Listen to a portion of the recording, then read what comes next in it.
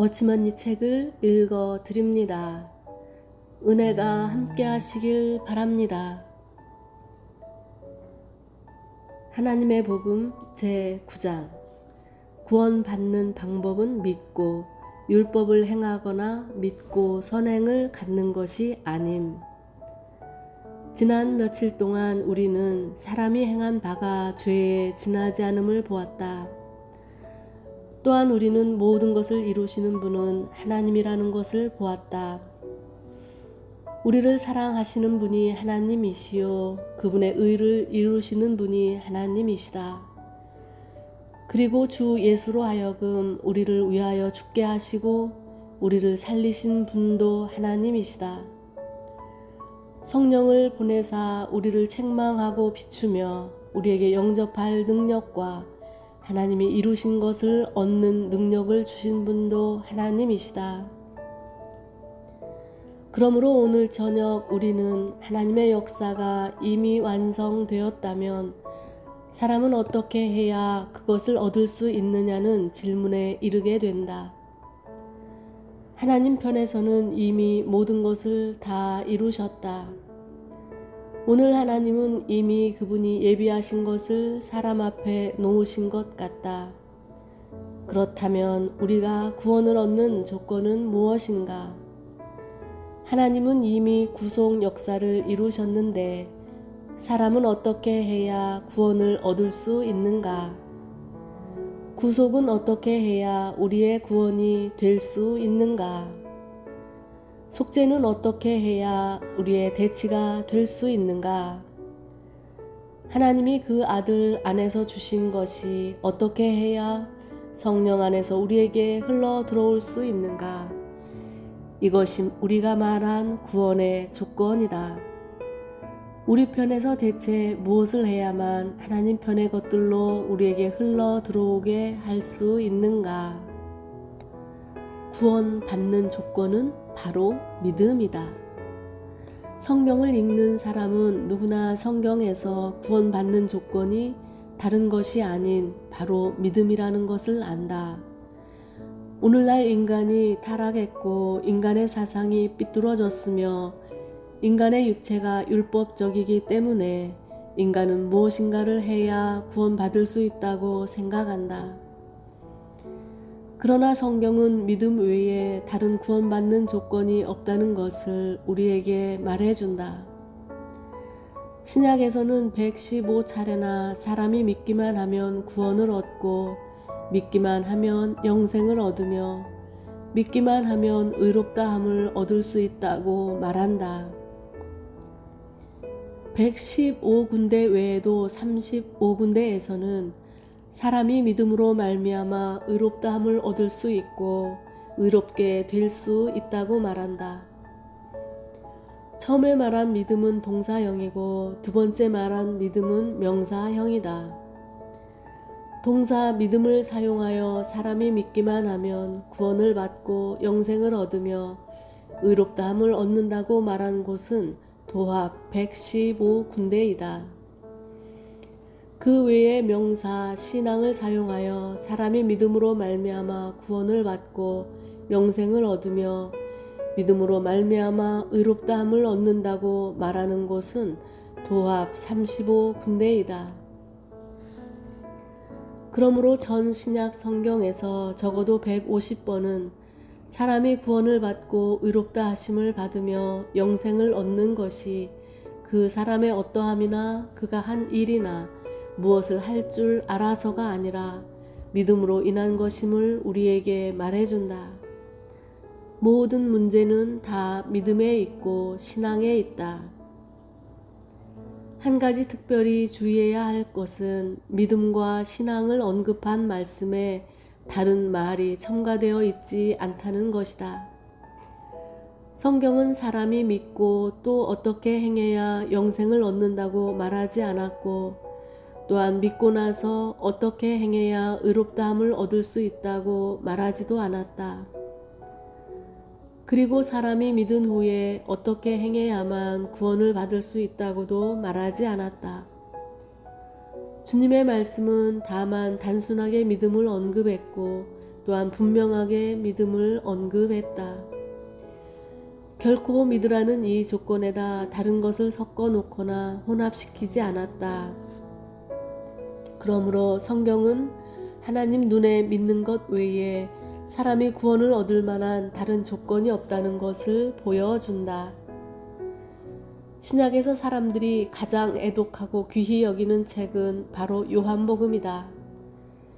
만일 당신이 열심히 이 책을 읽는다면 이 복음서의 목적이 다름이 아니라 사람이 생명을 얻는 길과 구원받고 정죄받지 않는 길을 우리에게 제시하는 것임을 알 수 있다.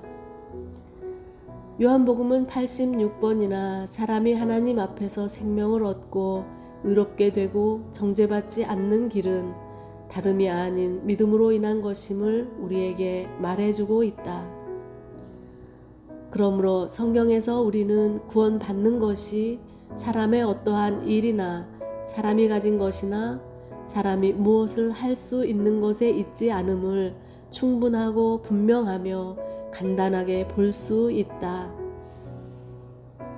성경은 사람이 이 모든 것을 믿음으로 얻고 믿음으로 말미암아 얻는 것임을 우리에게 보여준다. 우리는 구원과 구속을 이루신 분은 하나님이시고 우리를 구원하시는 방법과 계획도 다 그분이 정하신 것이라고 말한 바 있다. 또한 우리는 은혜가 하나님께서 주 예수로 말미암아 성취하신 것임을 본 바 있다. 우리는 하나님 편에서 은혜라면 우리 편에서는 반드시 믿음이어야 한다는 것을 기억해 두어야 한다. 원 형제님, 내가 손을 내밀어서 당신에게 차를 건네준다면 당신은 결코 다리를 들어서 받을 수 없습니다. 사람이 어떤 방법으로 당신에게 준다면 당신도 그 방법대로 받아야 하는 법이다. 영접하는 방법은 곧 주는 방법이다. 누가 당신에게 전화를 걸었다면 당신은 수화기를 들어야 받을 수 있다. 누가 당신에게 편지를 보냈다면 당신은 그 편지를 받아보아야 한다. 상대방이 당신에게 전해준 방법이 어떠하면 당신의 받는 방법 또한 그러해야 한다. 성경은 하나님이 주 예수로 말미암아 우리에게 주신 것이 은혜요, 은혜의 원칙에 따른 것임을 우리에게 말해준다. 하나님 편에서 은혜의 원칙이라면 우리 편에서는 믿음의 원칙인 것이다. 믿음과 은혜 이 둘은 나눌 수 없는 원칙이다. 은혜는 하나님이 우리에게 주신 것을 말하고 믿음은 우리가 하나님에게서 받는 것을 말한다. 믿음은 다름이 아니라 하나님이 우리에게 주신 것을 우리 영 안에서 받아들이는 것이다. 이것은 행위와 절대적으로 다른 것이다. 오직 이렇게 해야만이 사람은 하나님의 은혜를 받을 수 있다. 우리가 다른 것을 사용할 때에 하나님의 은혜를 받을 수 있는 길은 사라진다. 성경은 하나님의 은혜를 받는 길이 믿음으로 말미암는 것임을 우리에게 보여준다. 그러나 사람들의 많은 잘못된 해석으로 인해 많은 교리가 생겨났다. 사람들은 자기의 사상에 근거하여 어두워진 자기의 생각을 좇아 사람은 어떻게 해야만이 구원받을 수 있다는 학설을 만들어냈다. 사람들이 자신의 어그러진 마음에서 많은 우상을 만들어내어 그것들을 신이라고 생각한 것 같이 오늘날 사람들은 자신의 어그러진 마음에 의해 어두워진 사상을 좇아 구원받는 많은 조건들을 만들어냈다. 그러므로 오늘 저녁 우리는 사람들이 말하는 소위 구원받는 조건이 무엇이고 이 구원받는 방법들이 믿을 만한가의 여부를 말하지 않을 수 없다. 만일 사람이 하나님의 진리를 보지 못하고 하나님의 말씀을 깨닫지 못했다면 그 사람은 구원의 조건이 믿음이라는 것을 보지 못하게 된다. 그러나 하나님의 빛을 받고 하나님의 진리를 깨달은 사람은 자연히 신약 안에 있는 구원받는 조건이 믿음이라는 것을 뒤집을 수 없다. 그러나 오늘날의 문제는 사람들이 구원의 조건이 믿음이라는 것을 알고 나서 믿음이라는 단어 밑에 다른 조건을 추가하는 데 있다. 하나님이 사람과 다투는 문제는 믿고 안 믿는 데 있지 않고 사람이 믿고 회개하고 믿고 율법을 행하고 믿고 침례를 받고 믿고 간증을 한 후에야 구원받을 수 있느냐에 있다. 하나님의 말씀은 사람이 믿기만 하면 구원을 얻는다고 말한다. 그러나 오늘날 사람들은 자신의 어두워진 사상을 조차 믿고 무엇을 해야 구원을 받을 수 있다고 말한다. 오늘 저녁 우리가 연구하고자 하는 것은 믿으면 구원받을 수 있느냐의 문제가 아니다. 이 문제는 이미 해결되었다. 오늘의 문제는 다만 믿는 것으로 충분한가에 있다. 믿고 나서 또 무엇을 추가해야만이 구원을 얻을 수 있는가? 구원받는 것은 믿고 율법을 행하는 것이 아님. 첫 번째 문제는 사람이 믿고 율법을 행해야만이 구원받을 수 있느냐는 것이다. 사람이 생각하는 구원의 방법은 믿는 것 외에 또한 율법을 지켜야 한다는 것이다. 율법의 문제에 대하여는 전에 언급한 바 있지만 오늘 다시 말할 필요가 있다. 성경 안에서 이 문제에 대해 많은 시간을 들여 다루었기 때문에 설교자들은 이 문제에 있어서 많은 시간을 들여서 다루어야만 한다. 사람들이 율법을 중시하기 때문에 성경은 이 문제를 다루기 위해 두 권의 책을 사용했다. 우리는 하나님께서 율법을 주신 의도를 알아야 한다. 하나님께서 이스라엘 백성에게 율법을 주신 목적은 그들더러 지키라는 것이 아니라 이스라엘의 죄를 드러내려는 것이었다. 본래 이스라엘 백성에게는 죄가 있었을 뿐 아직 범죄는 없었다. 아담부터 모세까지 사람에게 죄는 있었지만 아직 범죄는 없었다. 하나님께서 율법을 주신 목적은 사람의 죄를 범죄로 만들려는 것이다. 어떻게 해야 사람의 죄로 범죄가 되게 할 수 있는가? 하나의 비유를 들겠다. 가령 성질이 고약한 어떤 사람이 있는데 그의 성품은 매일 집회소 담벽을 따라 이쪽 저쪽으로 왔다 갔다 하기를 좋아하는 것이라 하자. 그는 이렇게 하기를 좋아하기 때문에 매일 이같이 걷는다. 그는 매주, 매달, 매년 이렇게 한다. 어찌된 이유인지는 모르지만 그의 성질과 성품과 생명 안에는 문덕리 뒤쪽에서 이쪽 저쪽으로 왔다 갔다 하게 하는 어떤 것이 있다. 당신은 그가 이렇게 하는 것을 싫어하고 그것을 틀렸다고 보지만 그는 잘못된 것을 모른다. 그러면 어느 때 가서야 그는 잘못된 것을 알 수 있는가? 만일 내가 두 개의 붉은 비단띠를 가지고 하나로는 이쪽을 메고 다른 하나로는 다른 쪽을 메었다 하자.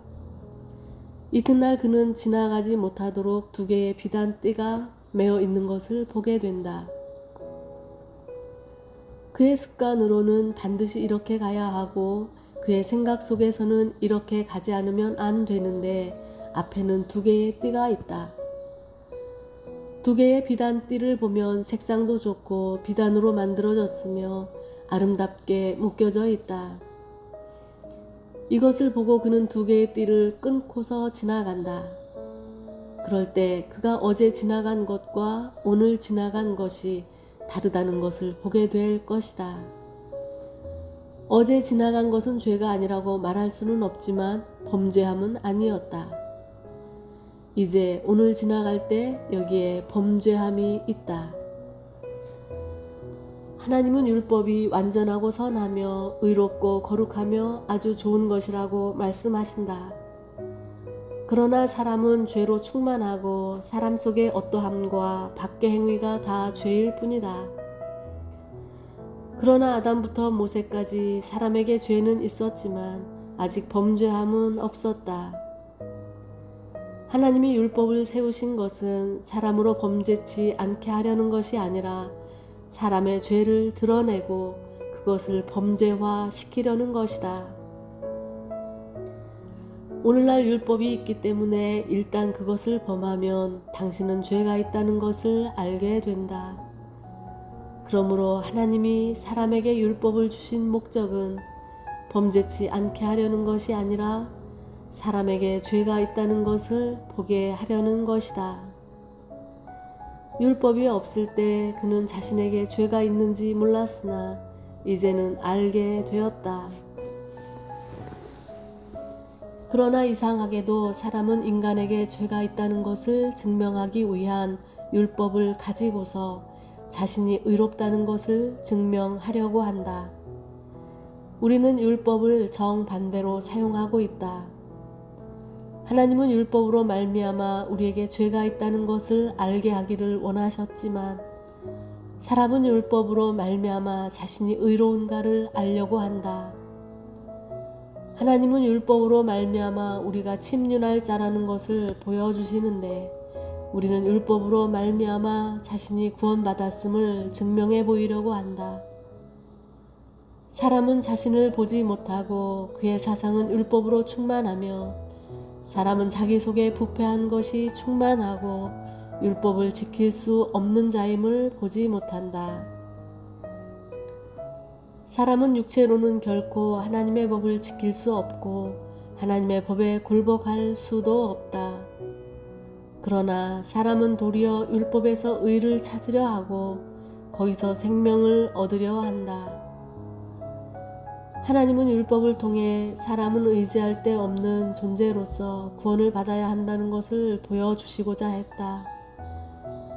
그러나 사람은 이러한 규례들을 보고서 이것들로부터 조금이라도 의를 얻으려 하고 생명과 구원을 얻으려고 한다. 그러므로 로마서 3장 19절은 우리가 알거니와 무릇 율법이 말하는 바는 율법 아래 있는 자들에게 말하는 것이니 이는 모든 입을 막고 온 세상으로 하나님의 심판 아래 있게 하려 함이니라고 말한다. 여기서는 율법을 주신 목적이 모든 입을 막고 말 못하게 하고 모든 사람을 하나님의 심판 아래 두기 위한 것이라고 말한다. 다음의 말씀은 우리에 대한 하나님의 판결이다. 그러므로 율법의 행위로 그의 앞에 의롭다 하심을 얻을 육체가 없나니 율법으로는 죄를 깨달음이니라. 당신은 율법의 본뜻이 사람으로 죄를 깨닫게 하는 것이지 결코 의롭다 하심을 얻게 하는 것이 아님을 볼 수 있다. 그러므로 하나님이 율법을 주신 목적은 우리의 죄를 드러내는 것이지 우리의 의를 이루기 위한 것이 아님은 매우 분명하다.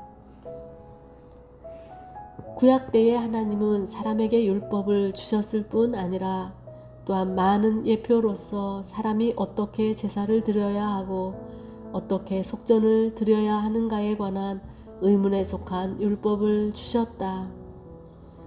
이것들은 신약에서 주 예수님이 어떻게 우리를 위하여 구속을 이루사 우리로 구원을 얻게 하셨는가를 예표한다.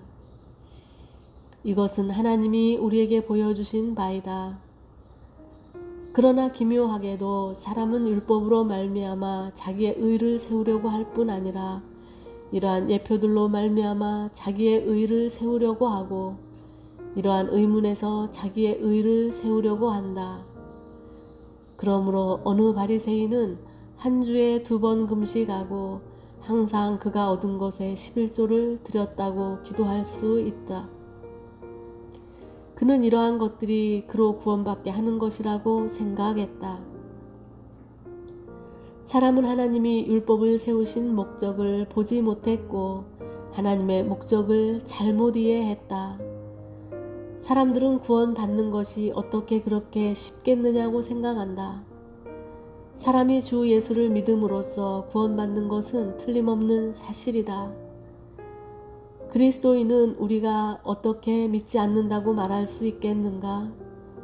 믿기는 믿어야 하지만 또한 율법을 지켜야 한다고 말한다. 오늘날 사람들이 말하는 것은 율법을 지킴으로써 구원을 받을 수 있다는 것이 아니라 예수님을 믿을 뿐 아니라 율법도 지켜야만 구원받을 수 있다는 것이다. 예수님을 믿는 것이 성경 안에서 삭제할 수 없는 교리이나 추가로 율법도 지켜야 한다고 말한다. 사람들은 예수를 믿는 것과 율법을 지키는 것이 절대적으로 충돌되는 일이고 영원히 조화를 이룰 수 없다는 것을 보지 못한다. 예수 믿는 것과 율법을 지키는 것의 차이는 천당과 지옥의 차이와 같다. 천당과 지옥의 차이만큼 예수 믿는 것과 율법을 지키는 것은 차이가 있다. 당신은 율법이 누구에게 주어진 것인지 아는가? 율법은 유대인에게 주어진 것이다. 그러면 무엇 때문에 신약에서는 율법을 지키는 것에 대해 그렇게 많이 언급했는가? 이것은 신약의 사도들이나 성령이 신약을 읽는 사람이 다 유대인은 아닐 것임을 알았고 당시 예수를 믿는 유대인이 적은 수에 지나지 않음을 알았기 때문이다. 어떤 사람이 나에게 유대인들이 율법을 받았다는데 대체 유대인은 어떤 사람이냐고 물어오자 나는 이렇게 말했다. 비유로 말한다면 유대인은 실험용 힌지와 같다. 의학을 연구하는 사람들은 어떤 주사약이 좋은가를 알아보기 위해서 그것을 인체에 놓을 수 없기 때문에 실험용 흰쥐에 주입한다. 만약 주사를 놓았는데 흰쥐가 죽었다면 그 주사약은 인체에 주입할 수 없다. 만일 주사를 놓은 후에 효과가 있다면 그것을 인체에도 놓을 수 있게 된다. 어떤 내복약을 먹을 수 있는가를 보기 위해서도 이와 같이 먼저 실험용 흰쥐에게 먹인다. 만일 복용이 가능하다면 그 약은 쓸 수 있게 되고 만일 복용할 수 없다면 그 약은 사용할 수 없게 된다. 어떤 병균을 실험하는 것도 이와 같다. 실험용 흰쥐에게 효력이 있으면 사람에게도 효력이 있는 것이고 그것에게 효력이 없으면 사람에게도 효력이 없다. 내가 아주 공경하는 뜻으로 말하거니와 유대인은 바로 이러한 실험용 흰쥐로서 하나님은 율법을 유대인에게 한번 시험해 보셨다. 유대인에게 효력이 있으면 있는 것이고 그렇지 않으면 없는 것이다. 하나님이 율법으로 유대인을 시험해 보셨는데 만일 그들에게 효력이 없으면 세상 사람에게도 효력이 없다는 뜻이다.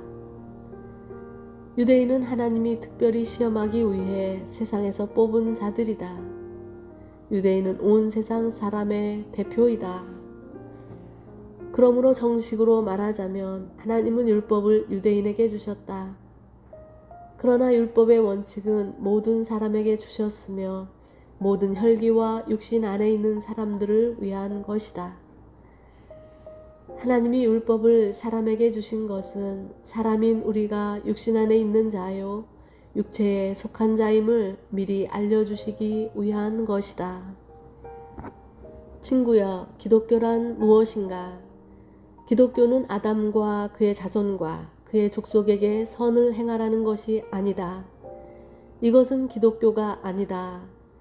기독교는 주 예수님의 십자가로 말미암아 아담을 죽이고 제거하며 아담 족속을 멸절시킴으로써 사람으로 하여금 그리스도 안에서 새 생명을 얻고 새로운 족속이 되게 한다. 새 족속 안에는 근본적으로 이런 것이 없기 때문에 새 족속에 대해 율법은 무용지물이다. 율법은 하나님이 아담의 자손의 죄를 드러내기 위한 것이다. 그러므로 당신이 율법을 지킴으로 구원을 얻는다고 말한다면 율법을 지킨다 라는 말 뒤에 어떠한 종말이 있는지 아는가? 사람이 율법을 행함으로써 얻은 의는 육체로 말미암은 의이다. 이것은 아담 안에 있는 자손과 아담의 족속이 죽지 않을 수 있다는 말이다. 이것은 아담 안에 있는 사람이 육체로 말미암아 하나님을 기쁘시게 할 수 있다는 말이다. 어쩌면 당신은 우리가 율법을 온전히 지킨다는 뜻이 아니요 온전히 율법을 지키는 것은 불가능한 일이며 다만 예수님도 믿고 율법도 지켜야 한다는 뜻이라고 말할 것이다.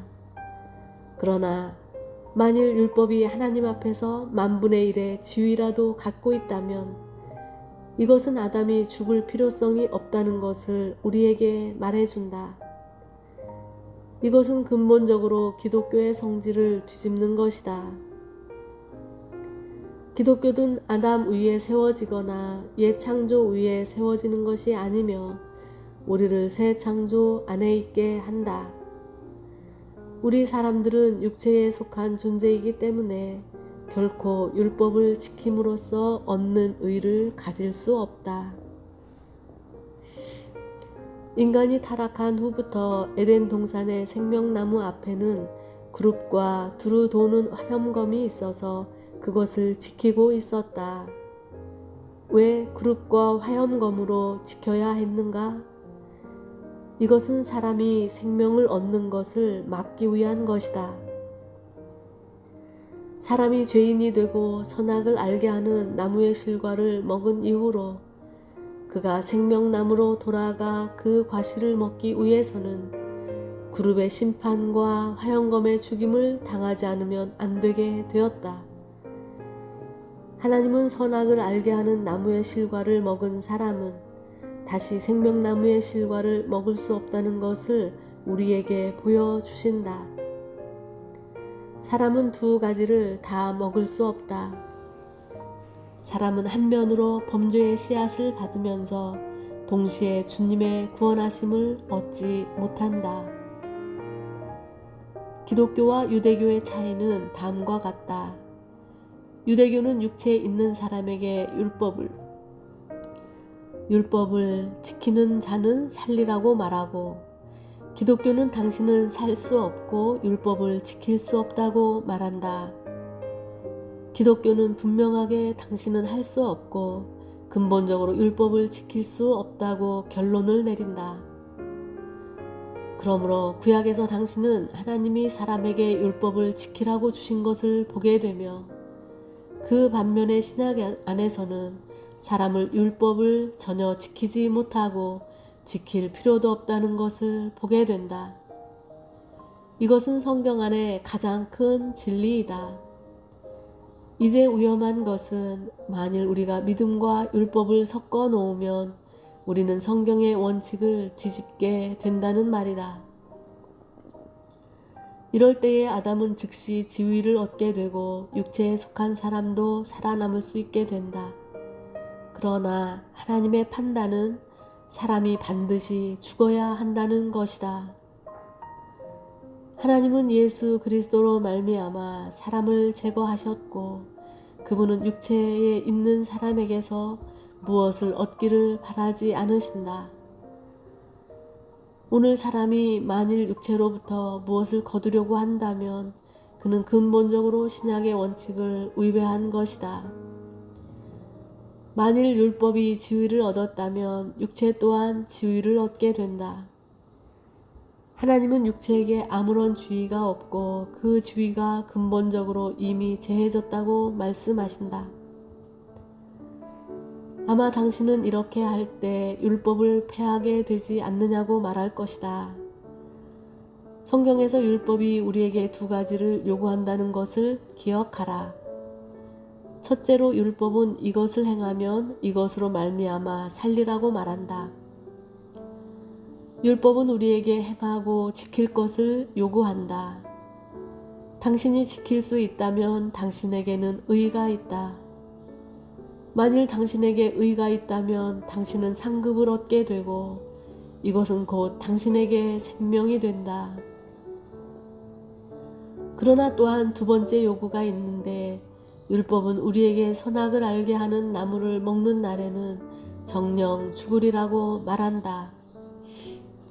한면으로 율법은 사람에게 지킬 것을 요구하고, 다른 면에서는 지키지 않는 사람에게는 형벌로서 죽음을 요구한다. 무릇 율법을 지키지 않은 사람은 율법을 지키지 않은 결과를 얻게 된다. 그러므로 구약에서 우리에 대한 율법의 요구는 원칙상 지키는 것으로서 사람에게 의를 요구하고, 그 반면에 지키지 않은 사람은 정죄되고 형벌을 받게 된다. 상해에는 교통 규칙과 같은 많은 규칙들이 있다. 가령 밤에 자전거를 타고 다닐 때에는 헤드라이트를 켜야 하는데, 켜지 않는 사람은 60센트의 벌금을 내야 한다. 이러한 규칙은 두 가지를 요구하는데, 즉 헤드라이트를 켜는 것과 켜지 않은 사람을 벌하는 것이다. 그러므로 율법을 폐한다는 말은 무슨 뜻인가? 율법을 폐한다는 것은 헤드라이트를 켤 필요가 없고 벌금을 낼 필요도 없다는 말이다. 율법을 지킨다는 말은 무슨 뜻인가? 율법을 지킨다는 것은 이 두 가지 요구 중에 하나를 만족시킨다는 말이다. 어떤 사람은 헤드라이트를 켬으로 율법을 지킨다. 만약 어떤 사람이 헤드라이트를 켜지 않았다면 그는 60센트를 nem으로써 율법을 지킨다. 오늘의 문제는 인간인 우리가 율법을 지킬 수 없다는 데에 있다. 하나님의 율법은 우리에게 의를 요구한다.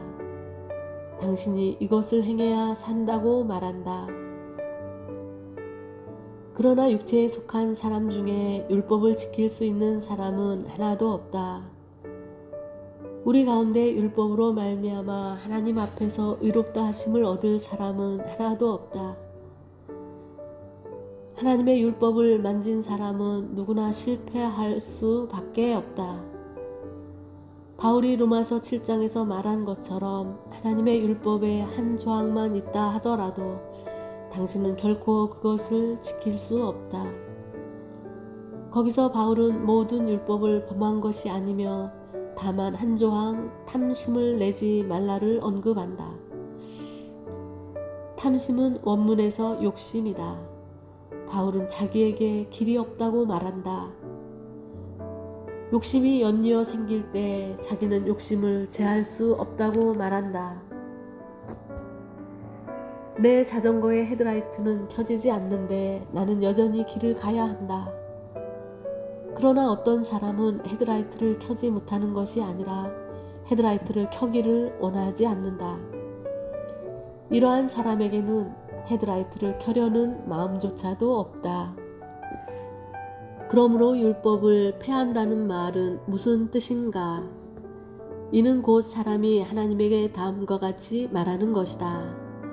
하나님이여, 오늘 제가 율법을 지킬 수 없으니 주 예수로 인해 나를 용서하여 주옵소서. 저의 최선을 다했으니 저를 벌하지 마옵소서. 무릇 주 예수의 용서하심을 구하고 하나님의 불쌍히 여기심을 받고자 하는 사람이 바로 율법을 폐하는 사람이다. 이는 그가 한면으로 율법을 지키지 않으면서 또 한면으로 율법의 형벌을 받을 필요가 없기 때문이다.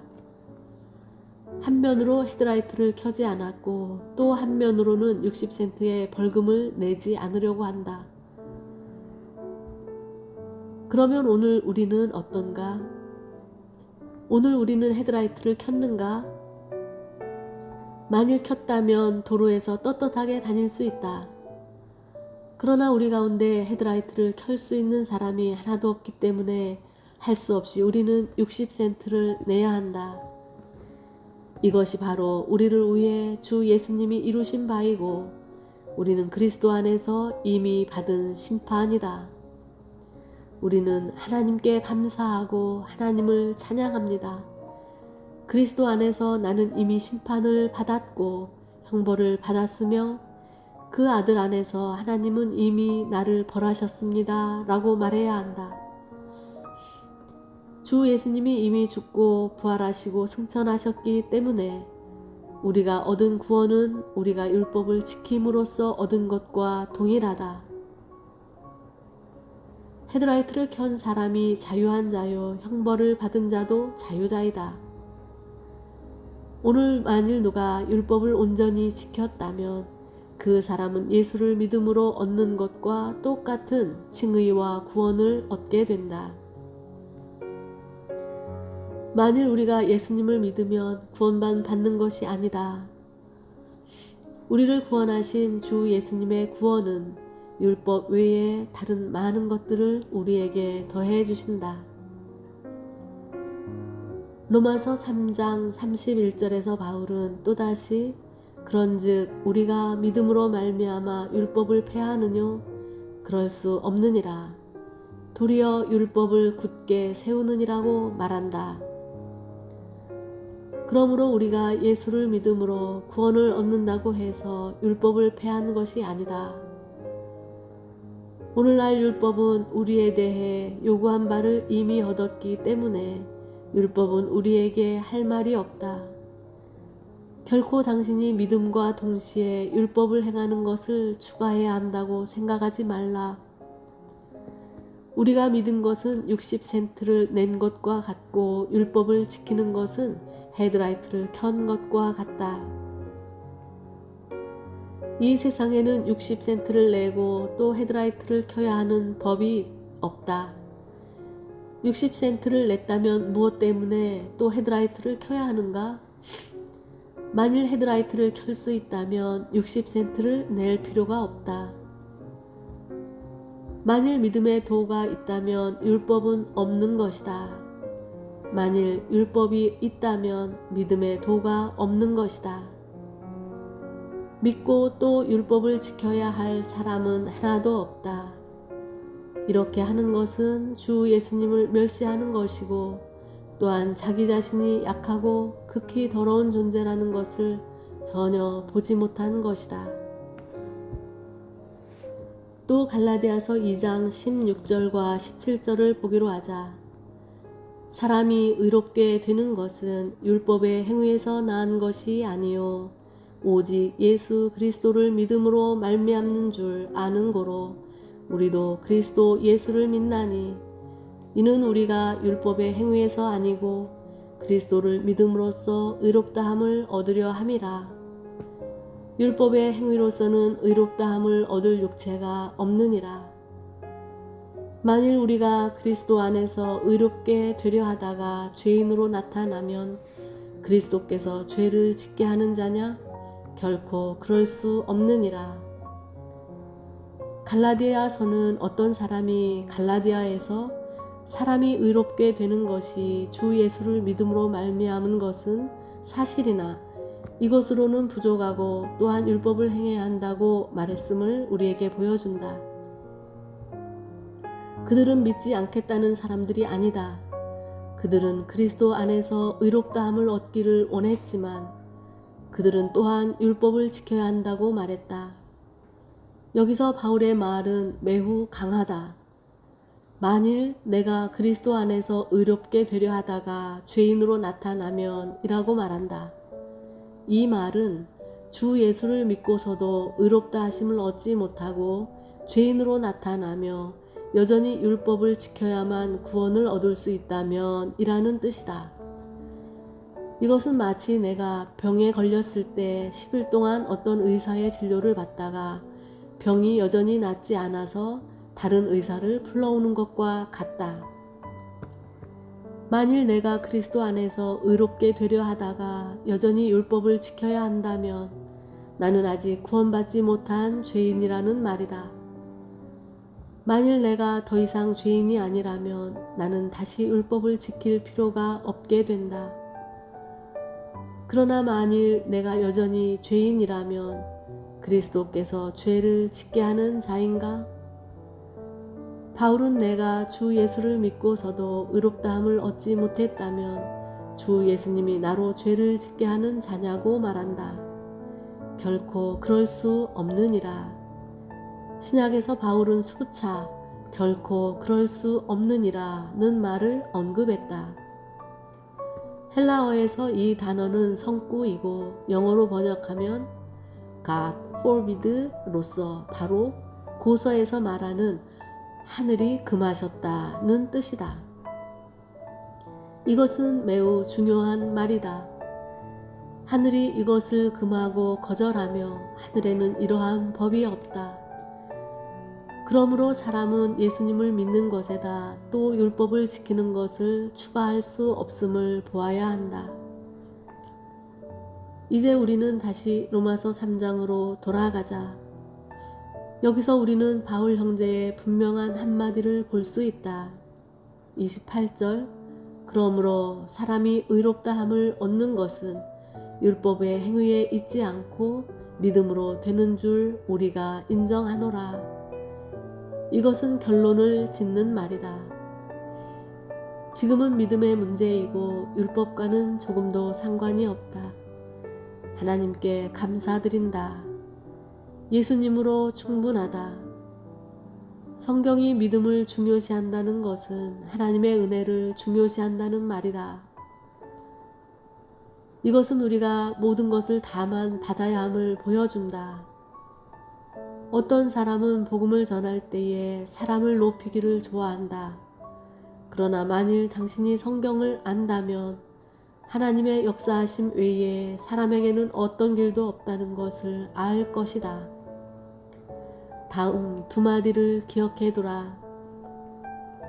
즉 사람이 구원받는 것은 율법을 행함으로써가 아니요 믿고 또 율법을 행함으로써도 아니다. 믿음의 율법을 섞어 놓는 이것이 보편화된 첫 번째 부류의 오류이다. 다음 편에 계속 읽어드리겠습니다.